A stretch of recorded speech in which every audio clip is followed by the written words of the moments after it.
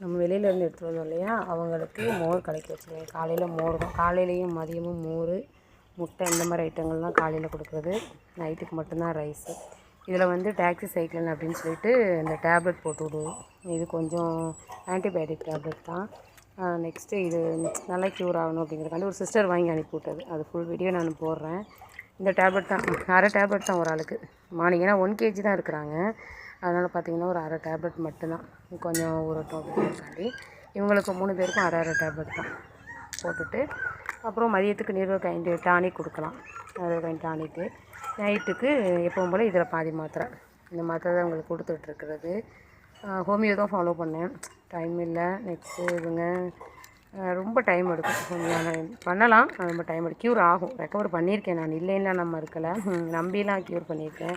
இப்போ பசங்க நிறைய ஆகிட்டாங்க, டைமும் சுத்தமாக கிடைக்க மாட்டேங்குது. அது ஒரு 5-6 டைம், ஒரு 5-5 ட்ராப்பாக ஒரு 4 மருந்து கொடுக்கணும்.